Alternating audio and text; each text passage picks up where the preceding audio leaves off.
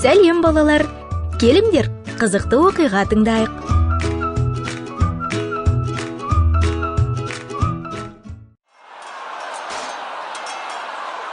Мың жылдан астам уақыт бұрын викингтер Англияға басып кірді. Бұл батыл теңіз әскерлері барлық адамдарға қорқыныш пен үрей әкелді. Олар ағылшындарды тонап, өлтіріп, олардың үйлерін және шіркеулерді өртеді. Ұлы Альфред патша викингтермен үлкен ерлікпен соғысқан, бірақ соңында олардан жеңіліп қалды. Тірі қалуы үшін патша өз сарайынан қашуға мәжбүр болды. Ешкім оны танымауы үшін ол қайыршы сияқты киініп алып, ормандарда тығылып жүрді. Танылмаған патша.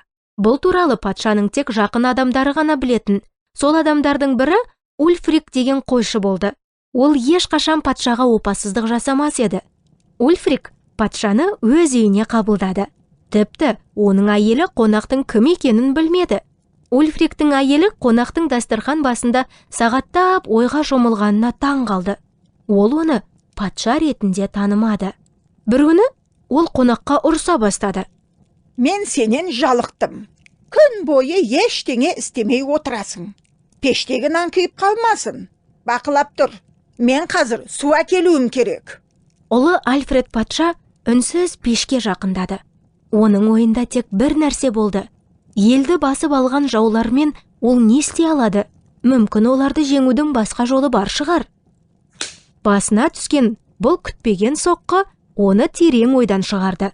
Ульфриктің әйелі қайтып келіп, нанның күйіп кеткенін көрді. Үйде күйген иіс тұрды. Әй жалқау, үйден шық! Дәл осы кезде күйеуі ас үйге кірді. Патшаға бұлай сөз айтуға қалай дәтің барды? Сен оны танымадың ба не? Одан әрі не болғаны бізге белгісіз. Танылмаған патша туралы әңгіме маған иеміз Исаны еске түсіреді. Ол 2000 жыл бұрын ақырда жатқанда оны ешкім дерлік танымады. Ол есейгенде адамдар Құдай ұлын қабылдағысы келген жоқ.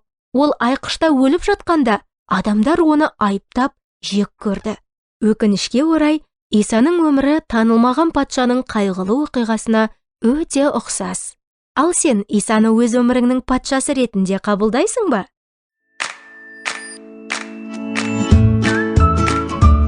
Жақында кездескенше балалар, менің атым Әлия.